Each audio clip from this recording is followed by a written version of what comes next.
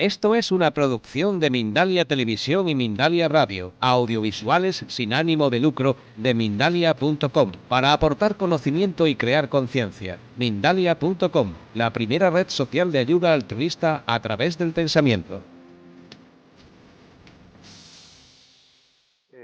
De las cuestiones que esta mañana quedaron planteadas, recuerdo que además fue la primera pregunta que se formuló, lo que nos compartió Cristina, Ana María, perdón, en el sentido que ella nos decía que estaba ahí en la reflexión íntima de si se jubilaba o no se jubilaba. Esto tiene un punto de gracia, permitirme que me ría, porque de acuerdo con la física cuántica, cuando alguien se plantea una pregunta de estas características y está entre que sí o entre que no, lo que nos dice la física cuántica es que suceden las dos cosas. Es decir, que en un universo paralelo se va a jubilar y que en un universo paralelo no se va a jubilar. Y que finalmente toma conciencia de uno o de otro, aunque los dos se produzcan, en función de la vibración del universo paralelo que sea, en este caso el me jubilo o no me jubilo, el A o el B, toma conciencia de que realmente se está produciendo uno u otro, aunque se estén produciendo los dos, en función de cuál de los dos universos, la vibración que tiene cada una de las opciones, resuene más con su estado de conciencia, con la vibración que la propia Ana María tiene. Con lo que sería decirle, pues tranquilízate, porque de hecho vas a vivir los dos universos, aunque nada más que tomes conciencia de uno. Pero yo sé que ella lo que quiere en definitiva es tomar conciencia del que íntimamente, y va a ser así inevitablemente, más resuene con ella misma. Tal como ella formuló la cuestión, nos hablaba de que tenía una cierta presión de su entorno y de sus compañeros para que se jubile. Y es verdad que actualmente en los ambientes laborales hay, hombre, no tanto como presión, pero sí hay una orientación masiva a cuando te puedes jubilar, jubílate. Fundamentalmente, ¿por qué? Porque no vaya a ser que no te vayas a jubilar mañana. Mejor dicho, no vaya a ser que no te puedas jubilar mañana. Como las cosas están como están, en cualquier momento se cierra el grifo. Y ahora que tienes la oportunidad de jubilarte, no lo dejes, no vaya a ser que dentro de un año o 2 años, por las circunstancias que sean, ya no te puedas jubilar. Y hoy las jubilaciones son masivas, absolutamente masivas, y en cuanto que alguien puede, se va. Pero hablando en conciencia, confiando en la vida, sin estar con ese miedo al mañana, con estos líos que siempre tenemos en la cabeza, lo cierto es que lo único importante es que tú tomes la decisión que sientas, sin atender para nada a lo que el entorno te diga. Desde luego, si lo que tú sientes se corresponde con lo que se te ha notado esta mañana y has transmitido esta mañana, es que no te quieres jubilar. Y no te quieres jubilar porque quieres tener la oportunidad de que, habiendo desempeñado una actividad docente donde no has podido realmente plasmar lo que tú eres por una serie de circunstancias, ahora que ya has visto una serie de cosas, quieres tener la experiencia y de llevar eso a cabo. Pues hazlo. La gran ventaja de la jubilación es que la puedes coger cuando te dé la gana. Con lo que, oye, hazlo. No te jubiles, lleva a cabo lo que estás sintiendo, y si por lo que sea ves que finalmente en el devenir de eso pues las cosas no van cuajando, pues te jubilas. Pero yo te sentí esta mañana, creo que también todas las personas que te escucharon, que hay algo en ti que lo que te está diciendo es, oye, vive esa experiencia porque hasta ahora no la has podido vivir. Y antes de cortar... Con la seguridad y sin el miedo que antes tenía, eso es, de no dejarme no fusionar, sino lo que se hace con los discos. Formatear. Aunque siempre he estado formateada, claro. Pero bueno, ahora ya lo hago desde otro sitio. Pues ya está, pues para adelante. Se hablaba también de los miedos. Ya hemos hecho una serie de reflexiones con relación a los mismos. Los miedos son todos del coche, obviamente. No hay un miedo que sea del conductor. Los miedos son del coche. Y los miedos están siempre ligados a una práctica, una realidad, una experiencia que me va a servir también para responder una pregunta que hay aquí, que dice: me gustaría cambiar mi modo de vida, pero no tengo una idea de cómo ni hacia dónde, ni sé si seré valiente para hacerlo, ¿cómo lo gestiono? Tiene que ver también con esta pregunta, y es lo siguiente. Esta mañana compartía con vosotras y con vosotros que El conductor tiene un sistema operativo que es consciencia y el coche tiene un sistema operativo que es mente. La consciencia es un espejo, refleja la realidad. Al reflejar la vida, es más, se hace uno con la vida porque lo que hace es reflejarla sin ningún tipo de juicio. La mente, en cambio, es como un espejo roto y la mente sí emite juicios. Bien, cuando estamos aquí encarnados, el mando consciente del coche le corresponde al conductor. El conductor es el que conduce el coche álmico y el que conduce el segundo coche, que es el yo físico, mental y emocional. Es el conductor quien debe llevar el volante de esos dos coches y, por supuesto, el volante del yo físico, mental y emocional, cuyo sistema operativo es la mente. Sin embargo, ¿qué es lo que sucede con frecuencia? Que la realidad es que el conductor no lleva el mando del coche porque el conductor está olvidado. No hemos recordado plenamente lo que somos y el conductor está en una posición de estar atrás, de no llevar los mandos. Cuando, en lugar de llevar el conductor el mando del coche, el conductor está como adormilado, está olvidado, sucede de forma automática, y ahí no hay que hacer nada por parte nuestra, sino que se hace de manera automática. La mente, como sistema operativo del coche, se encuentra ante la tesitura. Imaginaros a la mente, sistema operativo del coche. Bueno, sabéis que para entender cómo la mente puede ser el sistema operativo del coche, hoy ya están empezando a lanzarse los coches autónomos. De hecho, de aquí al 2022, de aquí al 2025, el pronóstico es que la industria automovilística habrá cambiado por completo su faceta, en cuanto a que estos coches que todavía están de manera incipiente entrando en el mercado, no sé, por ejemplo, a través de la marca Tesla, que recientemente saltaba a la información una persona que había muerto cuando iba en un vehículo Tesla. Los vehículos de este tipo, ¿qué son? Son vehículos inteligentes. El futuro del automovilismo parece que ser que son estos tipos de vehículos donde el conductor no tiene que hacer nada para llevar el coche. El sistema operativo del coche se encarga de todo, de todo, de todo. Es como si el coche fuera una especie de tren, un vagón en el que tú te montas y te lleva a donde tú quieras ir. Con la diferencia de que no hay vías, no hay raíles, sino hay carreteras, calles por donde el coche va a ir circulando. Es más, son muchos los que están convencidos que ya no habrá propiedad privada de los coches, sino que simplemente tú lo que harás será llamar a que venga un coche autónomo a recogerte a la hora de la mañana que tú necesites, a la hora de la tarde, para ir al trabajo, para que te recoja del trabajo, en lugar de tener un coche fijo, tú lo que haces es que llama a un coche inteligente. Ese coche no tiene conductor, es el sistema operativo inteligente el que hace que venga a la puerta de tu casa, te recoja, tú dentro podrás trabajar, podrás llamar, porque no tienes que conducir, tú te sentarás plácidamente porque ahí hay un chofer invisible que va a llevar el coche. Y esto va a trastocar por completo todo lo que hemos conocido hasta ahora en el mundo del automóvil. Eso va a suponer el hundimiento del automovilismo tal como lo conocemos hoy, de la industria del automóvil, va a suponer el hundimiento de, pongamos por caso, los taxis, va a suponer el hundimiento de las compañías de seguro, va a suponer el hundimiento de las autoescuelas, porque ya nadie va a tener que aprender a conducir, eso habrá pasado a la historia, etcétera, etcétera.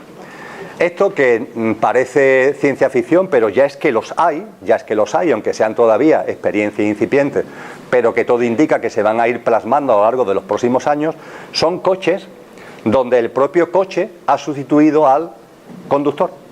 Bueno, pues en nuestra vida cotidiana se da la circunstancia de que sucede algo parecido, pero debido al que el conductor está inconsciente, debido al que el conductor está olvidado, debido al que el conductor está adormilado.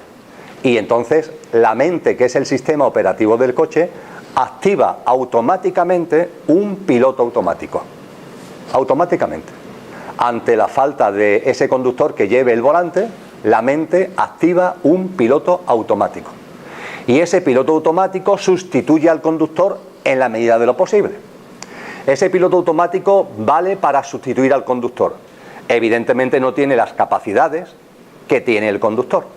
Por tanto, es un sucedáneo.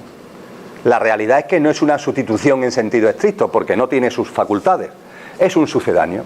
Y ese piloto automático da de sí lo justito para que podamos, por el coche, manejarnos por la vida cotidiana. lo justito. Ese conductor, piloto automático, ese conductor sucedáneo, no tiene realmente conciencia de las cosas, está siempre reaccionando, nunca toma acciones conscientes, está siempre dando respuesta automática de la mente, de los sistemas de creencias que hay en la mente. Realmente no lleva el mando consciente, pero bueno, oye, mira, a falta de un mando consciente, por lo menos te permite que te levantes por la mañana, te vayas a trabajar, vuelvas del trabajo, veas la tele, en fin, las cosas normalitas de la vida diaria, y el sota, caballo y rey de lo físico y de lo material, que es de lo que entiende ese piloto automático.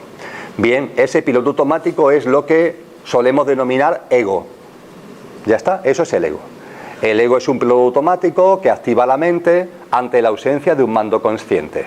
Y el ego sirve para llevar el coche, pero ojo, claro, de una forma, con una maestría, con una destreza que ni por asomo se asemeja a la del auténtico conductor.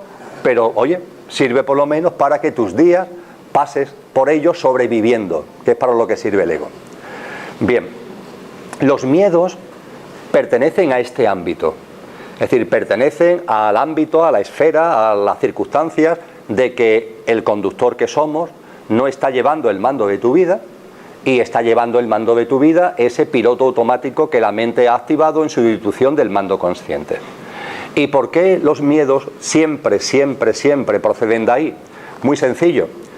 El conductor, yo soy, vivo, existo, siempre he existido, siempre existiré, siempre he vivido, siempre viviré, etcétera, etcétera. El conductor es imposible que tenga miedo. ¿Miedo a qué? Lo que vosotros sois, lo que vosotras sois, lo que yo soy, es irrompible, inalterable, es infinito, es eterno. ¿Miedo a qué?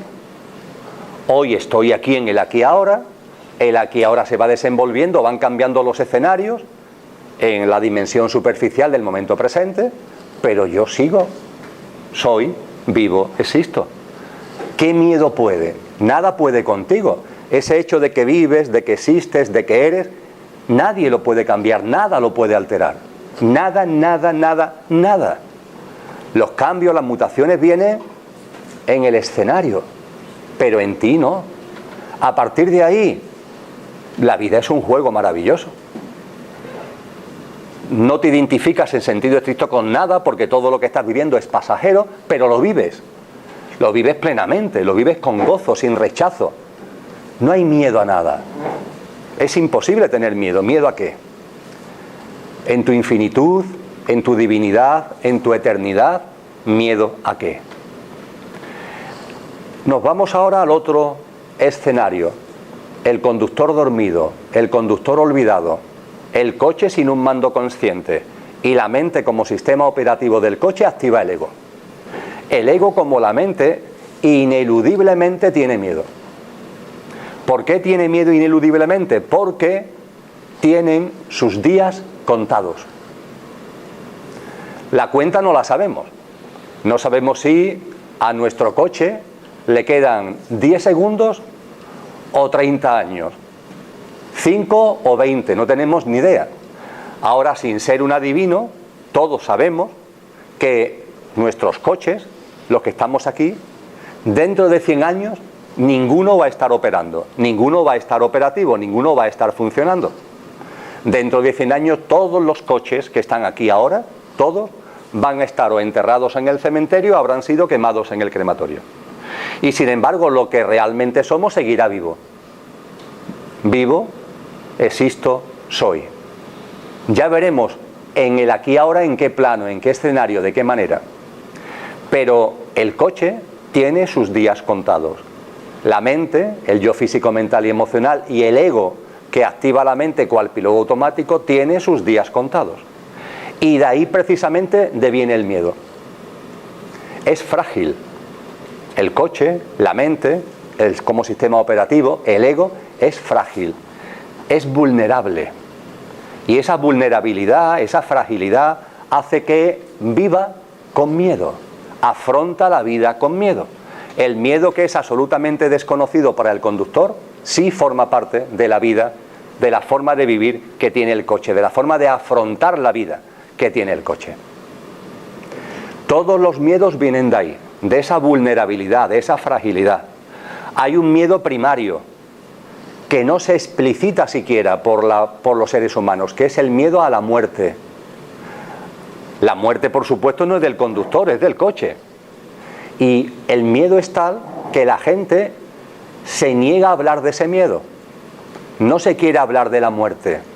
Pero eso no es señal de que importe un bledo, no, es señal de que se le tiene tanto miedo que ni siquiera se quiere hablar de ella. Y de hecho hay gente que se muere y cuando está muerta dice, ¿qué me está pasando? ¿Cómo que está pasando? Que te has muerto. ¿Cómo que me he muerto? ¿Y eso qué es? ¿Cómo que eso qué es? Que tu coche no funciona y ahora estás tú aquí sin coche. Eso es lo que te está pasando. Esto es una experiencia elemental, pero como no se habla de ello, como además el miedo se ha instalado en la sociedad y todas las prácticas que se están desarrollando, sanitarias, terapéuticas, hospitalarias, es para quitar la muerte de en medio, para que el muerto cuanto antes se le entierra, la gente ya no muere en su casa, del hospital al tanatorio, todo muy rápido, bla, bla, bla, bla. Los niños no van al entierro de sus abuelos, bla, bla, bla, bla. Cuanto antes pasar eso.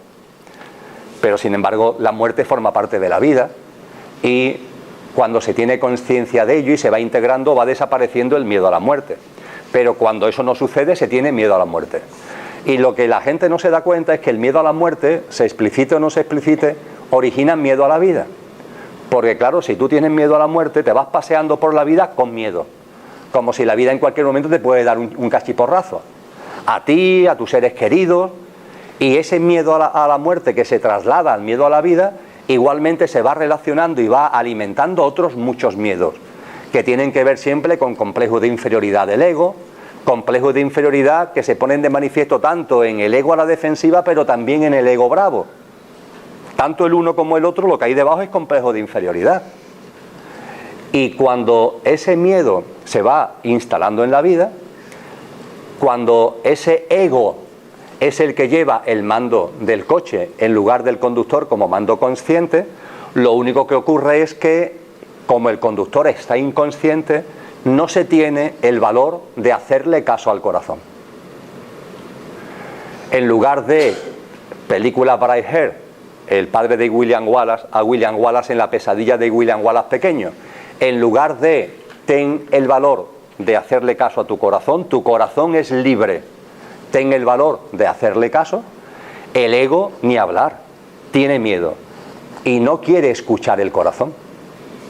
Y ya en lugar de vivir educando al coche, que es lo que le corresponde al conductor, educando al coche hay que educarlo, manejando el coche para que no tenga miedo de hacer caso al corazón que es libre, en lugar de eso se tiene miedo y no se escucha el corazón. Y esto tiene multitud de manifestaciones, multitud de plasmaciones, multitud de miedos. Y hay miedo a escuchar lo que sentimos interiormente, hay miedo a vivir como interiormente estamos. Y esto a su vez se pone, hablando del modo de vida, se pone de manifiesto en una forma de vivir. Cuando vives con el mando consciente del coche, se vive de una manera. Hoy día todavía son pocos los seres humanos que viven realmente en el día a día, en el aquí y ahora, con el mando consciente del coche. Los ha habido, los hay, pero no son numerosos. La inmensa mayoría de la gente pasa sus días todavía con el piloto automático del ego, ante la ausencia del mando consciente, basado en el miedo y basado en la desconfianza de la vida, la desconfianza hacia la vida.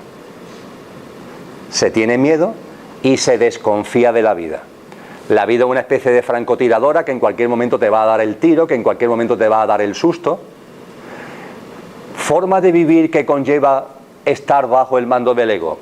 Pues por ejemplo, la necesidad de, la tendencia a tener, retener, acumular, poseer. Cuando un ser humano está en esa dinámica de tengo, retengo, acumulo, poseo, atesoro, ¿qué es lo que nos está diciendo? Que tiene miedo. No tiene confianza en la vida. Sino a cuenta de qué, tanto atesorar, tanto acumular, tanto poseer.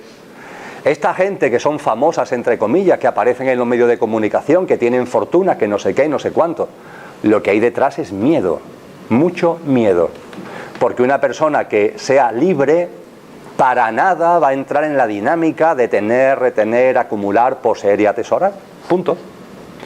Nos lo venden como modelos a seguir, pero nos ocultan que detrás de esa forma de vida lo que hay es miedo. Cuando una persona vive con el mando consciente del coche tomado, desde lo que realmente somos, se vive en las antípodas de eso. Se vive en la orientación que algunas personas que han vivido así han compartido con nosotros. Y en este punto me gusta recordar a Francisco de Asís, a San Francisco, que vivió con el mando consciente cogido, que tuvo el valor de hacerle caso a su corazón libre y que además en ese hacerle caso al corazón le importó un bledo hacer cosas que para los demás eran cosas ridículas. A él le importó un bledo. Le importaba un bledo ir por las calles cantando, dando saltos, porque es lo que sentía. Le importó un bledo ponerse en pelotas en la puerta del templo para devolverle a su padre hasta la última ropa y pertenencia que le había dado, porque no necesitaba nada. Y finalmente nos dejó dicho lo que es la orientación, desde el punto de vista que estamos comentando, la orientación del conductor consciente. Necesito poco, y lo poco que necesito, lo necesito poco. Fijaros que dos formas tan distintas de vivir: reteniendo, acumulando, poseyendo, atesorando, o necesito poco y lo poco que necesito lo necesito poco. Son dos formas muy distintas. Ojo, las dos son estupendas, en el sentido de que ambas se corresponden con la forma de vida propia según el estado de conciencia de la persona. Lo que las experiencias nos dicen, y mi experiencia me dice, y comparto abiertamente con vosotros, es que el camino que te dice la mente y el ego de tener, retener, acumular, poseer y atesorar, te genera angustia. Nunca es suficiente. Cuando tengas 4 querrás 40, cuando tengas 40 querrás 4.000, y cuando tengas 4.000 necesitarás 4 millones, y así sucesivamente. Es un camino a ninguna parte, es un camino de sufrimiento, es un camino de dolor. Aunque aparentemente estés en triunfo, realmente tu vida nunca va a estar llena, nunca va a estar plena. Siempre vas a sentir que te falta algo, y ese algo lo vas a intentar cubrir a través de cuestiones materiales que jamás te van a dar el agua que tu sed necesita. En cambio, la otra orientación, la orientación de esa vida sencilla, sí te va a aportar eso, sin tener nada. Otra paradoja: sin tener nada vas a tener todo. ¿Por qué? Porque vas a ser tú, y ese ser tú se va a plasmar en tu cotidianidad. Y educas al coche para que tenga el valor de hacerte caso, de hacerle caso a tu corazón libre. A propósito de la cuestión que planteó Marcos sobre el ritmo de vida, todos somos conscientes. Él nos ponía en primera persona, y se lo agradezco, un ejemplo suyo de su actividad laboral. Todos somos conscientes del pressing. Ese pressing se da en el ámbito laboral, donde con el tema de reducir costes, ¿a dónde vamos a llegar? Me imagino que la forma más sencilla de reducir costes es eliminando a seres humanos y poniendo máquinas en su lugar. Es la mejor manera de reducir costes. Que puedan estar trabajando 24 horas al día y además no tengan el más mínimo elemento de queja. Y algunos seguro que estarían encantados de que eso fuera así. El ritmo de vida. El ritmo de vida, volvemos a el mando consciente del conductor o el mando bajo el piloto automático. El piloto automático, ¿en qué dinámica se mete? En una dinámica que es el culto a la velocidad. Un culto a la velocidad donde prima el exceso. Fijaros que estamos en una sociedad donde el exceso se valora. En lugar de decir ¿qué exceso? No, el exceso se valora. Por multitud de medios te van metiendo como sistema de creencia la importancia del exceso. Llegan las Olimpiadas, que la tenemos ahora dentro de nada, dentro de un mes. ¿Qué es lo que se valora? El exceso. Cuantas más medallas tenga, mejor. Y convertimos en ídolo al que gana muchísimas medallas. Oye, detrás de la actividad deportiva ¿no habrá otras cosas de más mérito que ganar muchas medallas? ¿No hay otra manera de sentir la vida que no sea el ganar medallas? El quedar el número uno por encima de los demás y en cuantas más cosas mejor. ¿No habrá otras cosas en la actividad deportiva consciente que realmente debieran ser objeto de más valoración? Lo que es superación personal, superación de dificultades físicas, superación de traumas. ¿No habrá cosas más importantes realmente que el tener medallas? En el tema del fútbol, goles, muchos goles. Cuantos más goles, mejor. Y cuantos más goles marquen, más eres no sé qué, más eres no sé cuánto. Pero es que esto se plasma en todo en la vida. Es una llamada continua al exceso. Se ha perdido lo que Aristóteles denominaba el justo medio, el punto de equilibrio, que es realmente conectar con la vida, que es realmente alinearte con la vida. Ese culto a la velocidad hace que prime lo rápido. Rápido, rápido, Marco, rápido, más rápido, más rápido. Pero todos sabemos lo que la rapidez significa. Todos sabemos que la rapidez significa no hacer las cosas, no digo ni bien ni mal, sino en condiciones. En las condiciones que tú sientes que hay que hacerlas. Para hacer las cosas en condiciones se requiere, no digo tiempo, sino que se requiere la actividad y el desarrollo de esa actividad en la medida en la que tú lo estás sintiendo.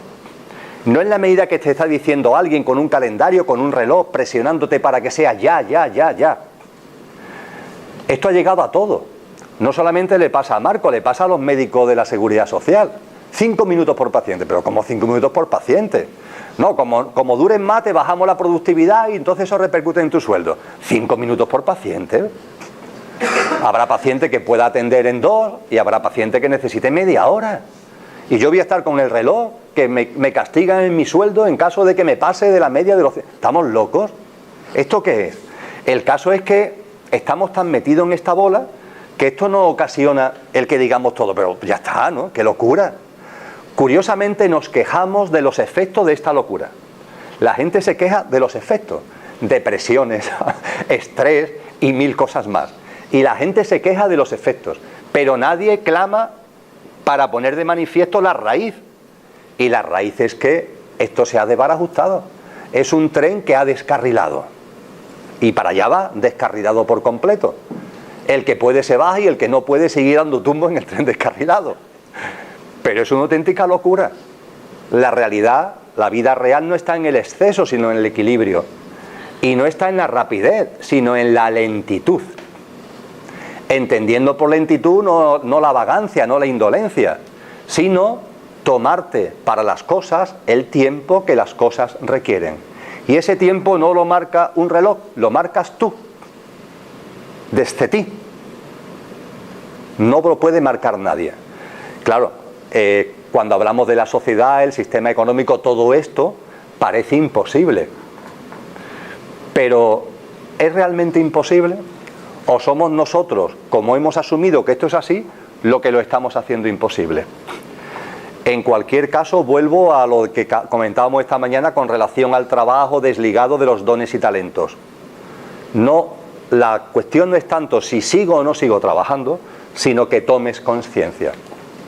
Y Marco, por ejemplo, ha tomado conciencia. Él, como esa actividad le genera unos ingresos que le permite además desplegar sus dones y sus talentos, tira para adelante. Pero con conciencia, es consciente. Es consciente, como él decía, de que algo que naturalmente en su proceso creativo, en los ciclos del día y noche necesita 4 días, pues ahora alguien utilizando ese invento que es el reloj y el calendario le dice 1 día. Bueno, pues ya está, 1 día, pues 1 día. Él sabe perfectamente que el producto es imposible que sea el mismo, llevando 1 día que llevando 4 aplicado al mismo. De la misma forma que los doctores, los médicos y las médicas saben que no es lo mismo. El diagnóstico que realmente podrían hacer de un paciente si tuvieran tiempo y el diagnóstico que tienen que hacer cuando se le dan 5 minutos por paciente. Ellos saben que el diagnóstico no es el mismo, pero ¿qué hacen? Ese ritmo de vida, ese culto a la velocidad es propio del ego, no es propio del conductor. El mando consciente, el conductor consciente, impone otro ritmo. E incluso siendo consciente de cómo funciona esto, va encontrando margen de maniobra para ir imponiendo otro ritmo. En el día a día se establece otro ritmo. En el día a día se buscan conscientemente espacios de pausa, espacios de lentitud, espacios de silencio. Venlos buscando en el día a día. Con la droga de lo rápido parece que eso no es posible, pero sí es posible. Hay multitud de cosas en el día a día que podemos permitirnos la libertad de hacerlos lento. Come lento. Come lento. Eso no significa que te pases 2 horas comiendo, pero no despaches las comidas en 10 minutos, en un cuarto de hora. Come lento. No va a pasar nada porque en lugar de comer en 15 minutos, comas en media hora. Por 15 minutos no se va a caer el mundo de tu vida. Come lento. Cepíllate los dientes lento. Y en multitud de actividades diarias, aplica la lentitud. Haz el amor lento. ¿Te puedes permitir ese lujo? No hace falta estar en esa rapidez. A lo mejor en la actividad laboral sí, porque te lo están imponiendo, pero ojo, ¿cuántas cosas en el día a día podemos hacer lentas? A pasear, sal a pasear y darte el gozo de andar lento. Andar lento no es que ande como esos monjes que van pero sí disfrutando del paseo. Porque además ese andar lento te permite ir tomando conciencia de lo que estás haciendo. Cuando vamos andando rápido de un sitio para otro, la cabeza la tenemos, vete a saber dónde. Cuando andamos lento, eso te permite ver, te permite oler, te permite sentir algo totalmente distinto.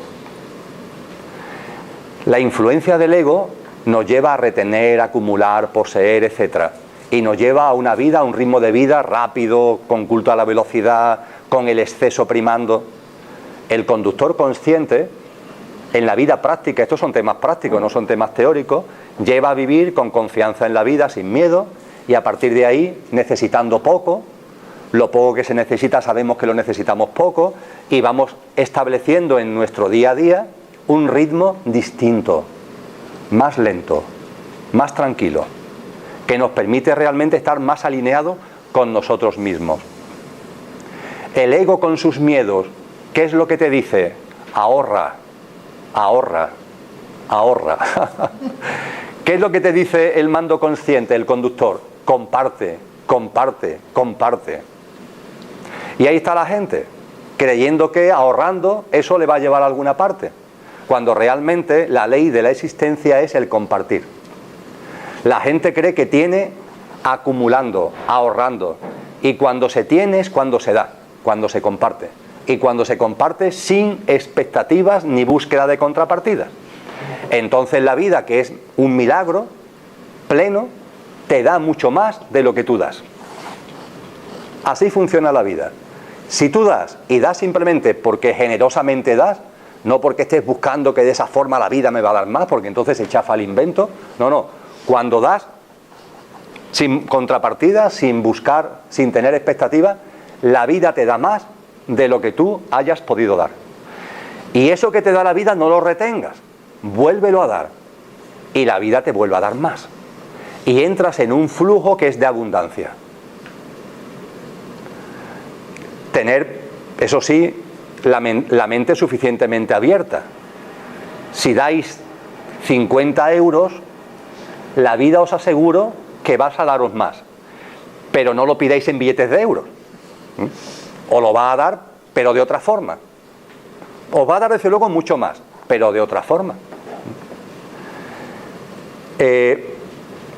Estamos en la dinámica, el ego, mejor dicho, impulsa la dinámica del ahorro, pero la existencia se basa en el compartir. Jesús decía: al que no tiene, hasta lo poco que tiene le será quitado, y al que tiene se le dará. Vamos, la frase exacta: al que tiene se le dará, y al que no tiene, hasta lo poco que tiene le será quitado. Es que es así como funciona la vida. El que está en la dinámica del ahorro realmente no tiene nada. Realmente no tiene nada, y hasta eso poco que tiene le va a ser quitado. ¿Por qué? Porque el que esté aquí ahorrando, ahorrando, ahorrando, acumulando, las mortajas no tienen bolsillos, con lo cual te vas a quedar sin nada. toda tu vida empeñado en atesorar, en tener, y hay un momento determinado en que todo esto se queda aquí y aquí estás tú, desnudo. Y resulta que en tu vida no te has dado nada a ti mismo, no te lo has permitido, porque has estado siempre en la dinámica de acumular, acumular, creyendo que eso te iba a dar algo cuando no te da nada, y lo poco que ha dado se te quita, la vida te la quita. En cambio, cuando una persona comparte, cuando una persona da, la vida te vuelve a dar, y cuando llegue el momento de la muerte física, tú lo que vas a llevarte es en conciencia un enorme valor, en conciencia, de haber sido una persona que ha compartido, una persona que ha dado, una persona que ha sido generosa, una persona que ha sido altruista, y eso en conciencia te lo llevas. Forma parte del edificio este del que hablábamos anteriormente. Va a ser unos ladrillos o una planta del edificio al que venimos haciendo referencia en el taller. Y podemos seguir, porque son multitud los ejemplos en la vida cotidiana, en la vida práctica, de vivir bajo el influjo del ego o vivir con el mando consciente. El miedo, los miedos, siempre están originados por el ego y por la mente. En la medida en que vas tomando conciencia de lo que eres, lo que impera es la libertad y la confianza, en lugar del miedo y la desconfianza. Las personas que viven con miedos y desconfiando de la vida van viviendo bajo el mando del piloto automático. Las personas que van viviendo de otra manera y en su vida va apareciendo la libertad. La libertad es la ausencia de miedos. Una persona libre es una persona que no tiene miedo. Va apareciendo la libertad y la confianza en la vida.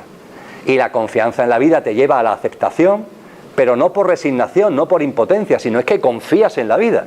Y como confías en la vida, sabe que todo tiene su sentido profundo, que nada es casual, que todo ocurre por algo, con su porqué y su para qué, y te relajas y confías plenamente en la vida. La confianza conlleva aceptación y la aceptación ausencia de quejas. Y ya está. Se acabaron las inquietudes, se acabaron los líos, se acabaron las preocupaciones, ya está. Se vive de una manera radicalmente distinta. Dicho esto, no se puede quedar en el tintero. Como todo tiene su sentido profundo, cada una de estas cosas que he ido compartiendo, que forman parte de la dinámica del ego, son a su vez experiencias, oportunidades para que el conductor vaya cogiendo el mando consciente. Es decir, todo cuadra hasta el punto de que cuando una persona está viviendo bajo el mando del ego, ahí, bajo el mando del ego, vive experiencias como la que he compartido, los miedos, por ejemplo, y estas experiencias son todas ellas, además, oportunidades para que te des cuenta. Cuando se está bajo la influencia del ego y en esta dinámica del tener, atesorar, el ritmo de vida alocado, el estar ahí no compartiendo, bla, bla, bla, cuando se está en esta dinámica compitiendo en lugar de compartir, que es otra de las características, cuando estás en esta dinámica, lo curioso es que vas viviendo experiencias y esas experiencias te están dando una enorme oportunidad de darte cuenta. Normalmente o muchas veces porque te están provocando dolor, te están provocando distorsiones, para que te des cuenta. Para que te des cuenta que por esa vía lo que tienes garantizado es lo que tienes garantizado, sufrimiento.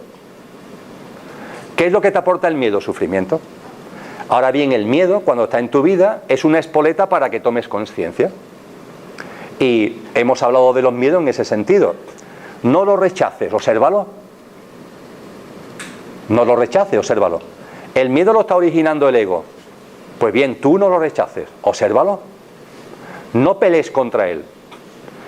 Contra el ego en general, ni con los miedos, ni en nada, no nos peleemos. Hay gente que dice que al ego, al pobre, hay que matarlo. No. Simplemente toma el mando consciente del coche. En cuanto que el conductor toma el mando consciente del coche, en el momento en el que eso se produce, el piloto automático se desactiva solo. Es una maravilla. Tú no tienes que hacer nada. Tomas el volante y en cuanto que coges el volante, el piloto automático se desactiva. De la misma forma que se activa automáticamente, se desactiva automáticamente. Todo depende de ti. Todo depende de tu conciencia. Por tanto, en cuanto a modo de vida, esto está chupado y yo creo que lo que he compartido aquí ahora, así de forma telegráfica, lo sabemos todos. Ya está. Y es cuestión de que tú elijas cómo quieres vivir. La dinámica del ego, sufrimiento. La dinámica del conductor, una forma de vida totalmente distinta donde se vive. La dinámica del ego, realmente la gente no vive, sobrevive. Cree que vive, pero no vive. Está en un acto, convierte la vida en un acto de supervivencia, no de vivencia. Y el conductor sí vive, plenamente integrado en la vida, gozando la vida. Eso significa viviendo todas las experiencias y dándole mucha importancia al cómo vivo la experiencia con independencia del color de la experiencia. Y como dice aquella canción de Serrat, que después le cambió la letra, de finales de los años 70, abrázate al presente, ¿qué más da que pegue o bese? Abrázate al presente, ¿qué más da que pegue o bese? Esto es lo que hace el conductor, abrazarse a la vida, abrazarse al aquí y ahora. Que la mente dice que pega, que la mente dice que besa, vívelo, no rechaces. También se planteaba esta mañana, seguro que fue Cristina, tiene que ver también con el ego, por eso lo saco a la colación. Cuando compartimos los dones y talentos, pasa en otras facetas, ella lo inscribió en el ámbito de los dones y talentos, cómo se busca o cómo se puede buscar reconocimiento. Hemos compartido que los dones y talentos se ponen en práctica por el gozo de hacerlo. Ya está. ¿Por qué pongo en práctica, por qué ejerzo ese don que tengo? Por el gozo de hacerlo. Porque sale de mí de manera natural, porque lo paso bien, porque tengo entusiasmo cuando lo estoy haciendo y me permito esa enorme libertad de darme la gozada poniendo en práctica los dones y talentos. Los dones y talentos tienen una característica, y es que cuando tú lo pones en práctica, se comparten. Es decir, los demás lo ven. Los demás reciben el efecto, las consecuencias de esa puesta en práctica de tus dones. Sea cual sea el don. Si tu don es tener buena mano para la cocina, hay personas que van a disfrutar. Aquí tenemos una profesora de cocina. Hay personas que van a disfrutar de esos platos que tú preparas. Si tienes don para la música, la gente, esta noche lo vamos a hacer, vamos a disfrutar del ejercicio de ese don. Él lo va a hacer porque lo pasa bien, si no, no lo haría. Y si no lo pasara bien, no sería su talento. Lo va a hacer porque lo goza. Pero mira por dónde los demás vamos a disfrutar de que él ponga en práctica su don y su talento. Los dones y talentos se ponen en práctica y se comparten. El hecho de compartirlos además es muy importante. En la célebre parábola de los talentos, curioso juego de palabras, porque la parábola de los talentos de Cristo Jesús es con referencia a una moneda romana que se llamaba así, pero metafóricamente es genial, claro.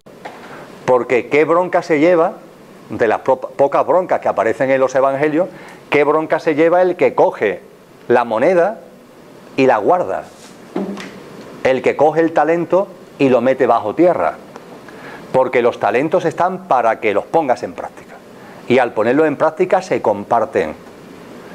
Dice un poquito más adelante el mismo evangelio: la luz no está para ponerla bajo la cama, bajo el celemín, sino en el candelero, sobre la mesa. Tu don y tu talento ponlo sobre la mesa.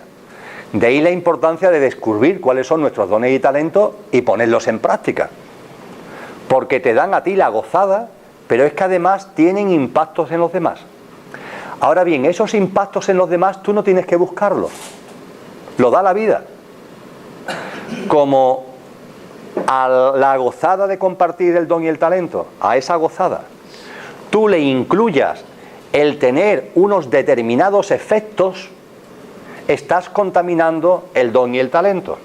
Esta mañana hablamos de la expectativa económica de resultados. Ahora vamos a hablar de otros resultados.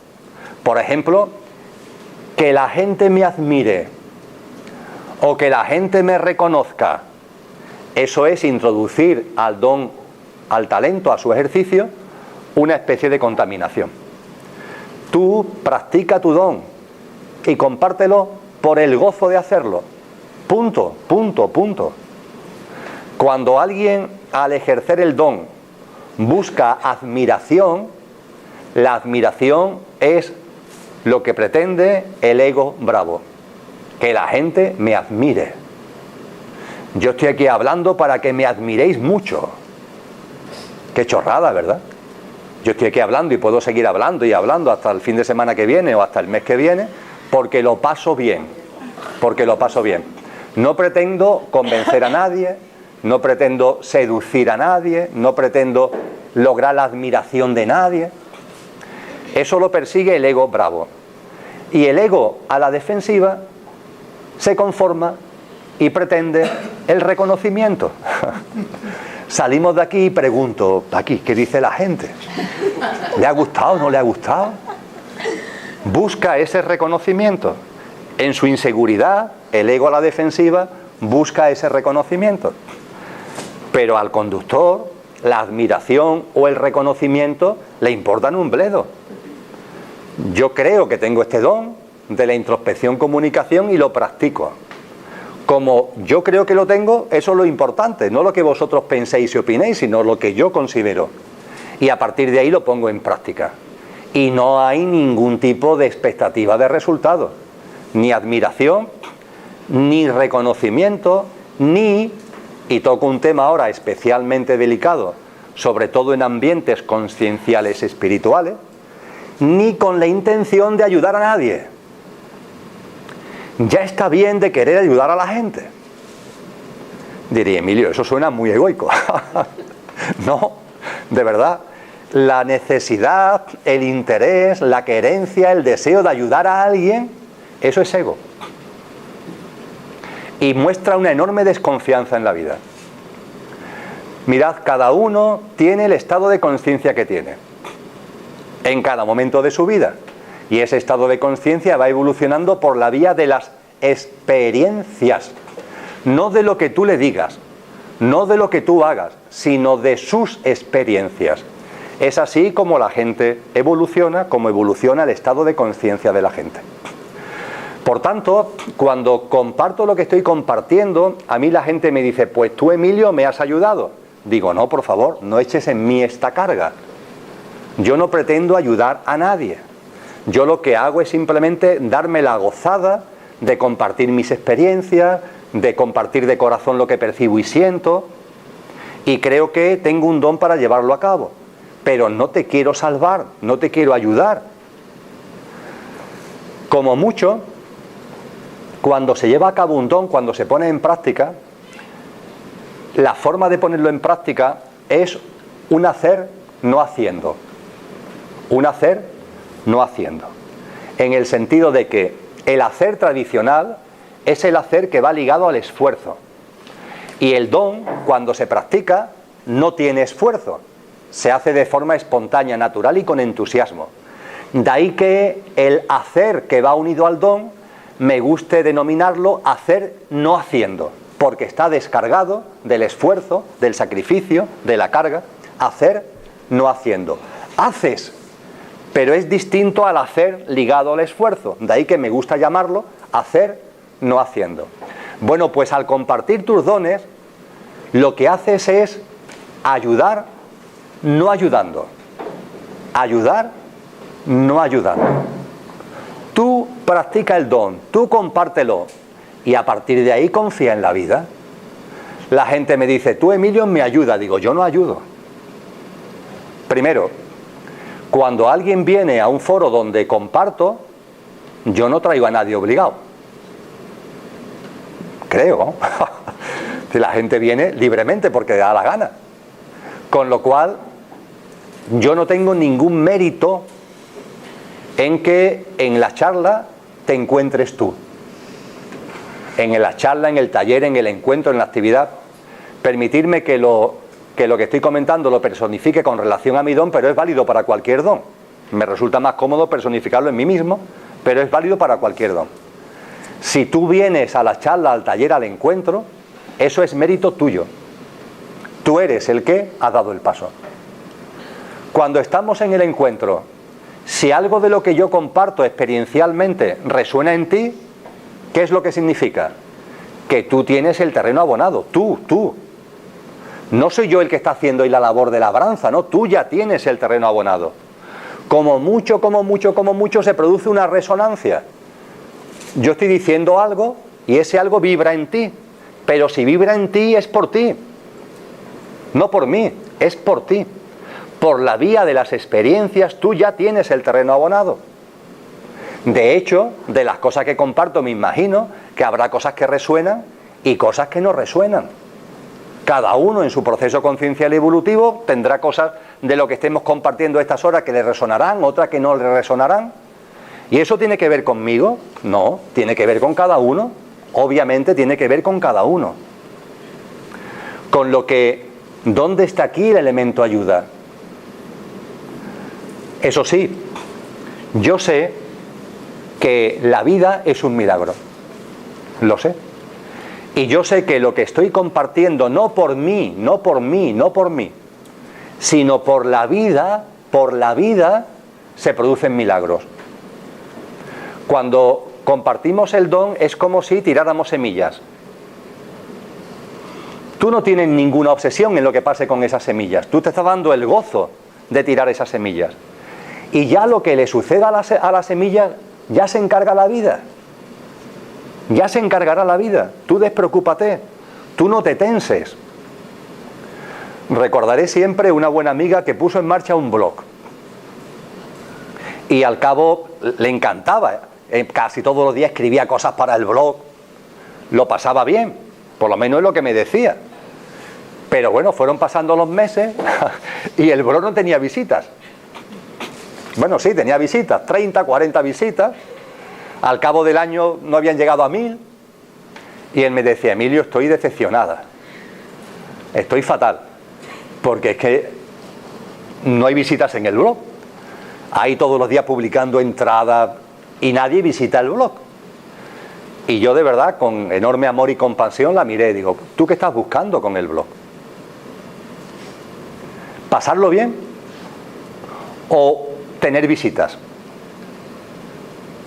Si es tener visitas, cierra el blog. Si es pasarlo bien, olvídate de las visitas. Porque el gozo en sí está en que tú lo pases bien haciéndolo.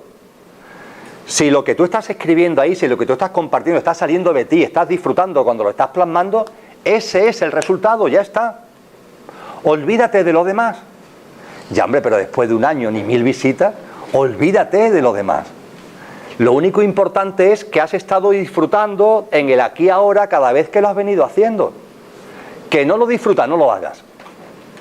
Pero si lo disfrutas, no busques más. Ya tienes suficiente pago. La vida ya está siendo suficientemente generosa contigo por el hecho de gozarlo de instante en instante cuando estás creando y cuando estás dando forma a eso. Punto primero. Pero además, como corolario, como segundo punto, de menor calado pero también con importancia, confía en la vida. Confía en la vida. Al día siguiente de tener esta conversación me llama. Dice, mira, Emilio, no te puedes creer lo que me ha pasado. Pero después de compartir ayer por la tarde lo que compartimos, esta mañana me encontró un correo electrónico. El correo electrónico es de una persona de Argentina que le había llegado una de las entradas de mi blog. Y esta persona tiene una amiga que vive en Valparaíso, en Chile. Y por lo que leyó en el blog, entendió que lo que ahí se decía le venía de perillas a lo que estaba viviendo su amiga en Valparaíso. Y la amiga del Valparaíso le había contestado, una vez que había recibido la entrada y demás, que le había cambiado la vida. Que leer eso que su amigo de Buenos Aires le había enviado, le había permitido ver las cosas de una forma radicalmente distinta. No es verdad, esa persona ya tenía ojos nuevos, pero le faltaba, no sé, ese último soplo. Ese último soplo. Y mira por dónde hay una persona en Buenos Aires que le llega la entrada de mi amiga, se lo envía a una amiga suya en Valparaíso y esta persona de Valparaíso, ¡plaf! Y claro, como habíamos hablado de confiar en la vida, mi amiga estaba pasmada. ¿Qué más da 10 visitas, 1000 visitas, 500 millones de visitas? Confía en la vida, confía en la vida. Una entrada tuya había llegado a una persona. Una, no tienen que ser 500, ni 500.000, ni 500.000 millones, una persona. Y esa persona, de hecho, no le había tanto servido a ella, sino que había entendido que le podía ser de utilidad a una amiga que vive en Valparaíso, y se lo reenvía. Y esa persona, lo que tú has escrito en un pueblo de la Jarafe, que es donde vive mi amiga, cercano aquí, lo que ella ha escrito aquí, mira por dónde, es un soplo que le llega a alguien en Valparaíso que le permite, clac, el percibir las cosas de un modo totalmente distinto. ¿Quién está aquí fabricando la ayuda? La vida. Es la vida la que se encarga. Tú lo que tienes que hacer es confiar, confía. 1 millón de visitas, una y fíjate lo que ha hecho esa una. Ya está, confía en la vida. Es que nos cuesta mucho trabajo confiar en la vida. Estamos empeñados en los resultados que persigue la mente, que persigue el ego. Vamos a relajarnos, esto es muy sencillo. Tienes el don, el talento, ni admiración, ni reconocimiento, ni siquiera ayuda. El amor a uno mismo, que también se planteaba esta mañana. Yo no pertenezco a ninguna escuela espiritual, a ninguna corriente. De hecho, para compartir lo que comparto, puedo utilizar muchas corrientes espirituales, porque todas dicen lo mismo, por cierto, en idiomas distintos, pero todas dicen prácticamente lo mismo. En la corriente espiritual que es más cercana a todos los que estamos aquí es el cristianismo. Y el cristianismo está lleno de mensajes que tienen que ver con todo lo que venimos compartiendo. Y uno de ellos es, con relación al amor a uno mismo, la frase que todos conocemos de sobra. Ama al prójimo como a ti mismo. Ama al prójimo como a ti mismo. Curiosamente, la gente, cuando escucha esta frase, la queda a la mitad. Ha habido, por las razones que seas, un énfasis en la primera parte de la frase. Ama al prójimo. Pero es que esa no es la frase. La frase es ama al prójimo como a ti mismo. Y esto no hace falta ser un lingüista especializado como para comprender que si a ti mismo te amas 5, al prójimo lo amarás 5. Si a ti mismo te amas 10, al prójimo lo amarás 10. Y como a ti mismo te ames 0, al prójimo lo amarás 0. He tenido encuentros con personas de 45, 50, 55 años en la mayoría de los casos que me dicen: Emilio, llevo toda mi vida haciendo cosas por los demás. En el ámbito que sea, me lo encuentro en ámbitos muy distintos, en el ámbito religioso y en el ámbito doméstico. Madres que me dicen: he estado toda mi vida haciendo cosas por mi marido, por mis hijos, para la casa.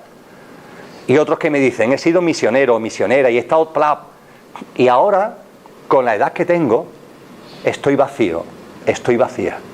¿Esto cómo es posible? ¿Cómo es posible que después de tanto dar, el fruto que recojo es el vacío? Y estoy depre. Incluso más de una me habla de tendencia al suicidio, por ese vacío que están viviendo. Y repito la pregunta: ¿cómo es posible, si me paso la vida dando, si me paso la vida haciendo cosas por los demás, cómo es posible que me encuentre tan vacío? Pues muy simple, porque el flujo de dar y recibir pivota sobre ti y simplemente tú te has olvidado de ti. Ama al prójimo como a ti mismo. Hay que posicionarse, tenemos que posicionarnos. Y eso no es egoísmo. Es curioso que el ego, que se caracteriza precisamente por los comportamientos egoicos, cuando oye esto de amarse uno mismo, dice: eso es egoico. No, eso no es egoico. Porque no hace falta ser un genio como para percibir que cuando tú estás sin armonía, lo que estás dando a los otros está carente de armonía. Por mucho que tú te empeñes. Cuando una persona no se ama a sí misma, puede creer que ama a los otros, pero los otros no van a recibir amor. Los otros no van a recibir amor. Tú piensas que sí, pero es mentira. Porque esto se nota, porque esto se siente. Esa persona que teóricamente está amando al prójimo el prójimo no está notando en ella, en esa persona, que le esté dando amor. Lo que está notando será otra cosa, pero no eso. Porque esa persona no está en condiciones de dar, nadie está en condiciones de dar lo que no tiene. Tienes que posicionarte, hay que estar en equilibrio, hay que amarse, hay que soltar, hay que estar más libre, y a partir de ahí sí, a partir de que tú estás en condiciones, entonces sí, lánzate al ruedo. Pero cuando tú estás en condiciones. Si no, es simplemente un autoengaño de la mente, es un autoengaño del ego, es puro voluntarismo. Ahí voy yo, ¿no? ¿Y qué? ¿Qué estás dando? Nada. Sí, porque yo me estoy esforzando por los otros. Nada. Eso es engaño de la mente. Recoge velas, vuelve a ti, encuéntrate, reconócete, posiciónate, ámate. Y cuando estés ahí ya afianzado, entonces sí, entonces estarás en condiciones de compartir con los demás. Pero es imprescindible que tú estés en ti. Dentro de esta dinámica que estamos comentando, tiene que ver con amarse uno mismo, tiene que ver con el ejercicio de los dones y los talentos. Con los dones y los talentos, en su ejercicio, además de liberarlo de los resultados, de la expectativa, de la admiración, del reconocimiento, de todo ese lío, vamos a llevarlo a cabo haciendo lo máximo que podamos. Lo máximo que puedas. Haz siempre lo máximo que puedas. Ayer hablaba de los 4 acuerdos de Miguel Ruiz, a propósito de no te tomes nada personalmente. Este es otro acuerdo de los 4. Haz siempre lo máximo que puedas. Bien, caras, cuando se dice haz siempre lo máximo que puedas. Caras, preocupadas. Dios mío, hacer siempre lo máximo que puedas. A Miguel Ruiz le dije, Miguel, es que está mal expresado el acuerdo. Porque el máximo, él no lo hace con esa intención, pero el máximo sitúa un objetivo. Tal como literalmente es en la traducción tolteca, es más o menos, haz siempre, no lo máximo, sino hazlo siempre lo mejor que puedas. Lo mejor que puedas. Miguel Ruiz lo hace en este sentido, pero al utilizar la palabra máximo puede generar confusión. Hazlo lo mejor que puedas. Que puedes hacer tal cosa a un nivel 7, hazlo 7. Lo máximo que puedes es 7, hazlo 7. Lo mejor que puedes es 7, hazlo 7. No te empeñes en hacer 10, haz 7, porque es lo que tú puedes hacer. Da lo máximo de ti, que no es 10, sino lo máximo en tu caso es 7, lo mejor que puedas. ¿Qué es 5? Pues 5. Mira, es que yo lo máximo que puedo dar, lo mejor que puedo hacerlo es nivel 5. Pues los hace en nivel 5. ¿Qué es nivel 3? Pues es nivel 3. Lo importante es que haga lo máximo que puedas. Volvemos otra vez a los evangelios cristianos, que están repletos. La viuda que da limosnas. La viuda pobre que da limosnas. Claro, la viuda pobre que da limosnas da nada, una monedita. Pero Jesús lo pone en valor, porque está dando lo máximo que puede. Sin embargo, otros que dan mucho, están dando muy pocos, porque podrían dar mucho más. Estos mensajes son constantes en los textos espirituales, constantes. Haz siempre lo mejor que puedas, lo máximo que puedas. Eso es amarse a uno mismo. Amarse a uno mismo no ir por la vida intentando llegar siempre a 10. Tranquilízate. Es tan sencillo. Hazlo lo mejor que puedas. Hombre, si lo puedes hacer a nivel 7, no te quedes en 5. Hazlo a nivel 7. Pero si lo puedes hacer a nivel 5 y ese es el máximo, no te preocupes, quédate en el nivel 5, que no pasa nada. Haz lo máximo que puedas. Eso es amarse a uno mismo. Amarse a uno mismo es en posicionarse, empoderarse, endiosarse, como queréis denominarlo. Pero en definitiva se trata de que, ante todo, tú tienes que estar en equilibrio, en armonía, y a partir de ahí, cuando estés vibrando en amor, lánzate a dar amor. Pero si tú lo que estás vibrando es en tensión, en desarmonía, en conflicto, ¿qué vas a dar a la gente? Aunque tú creas que estás dando otra cosa, lo que estás dando es tensión, desarmonía y conflicto.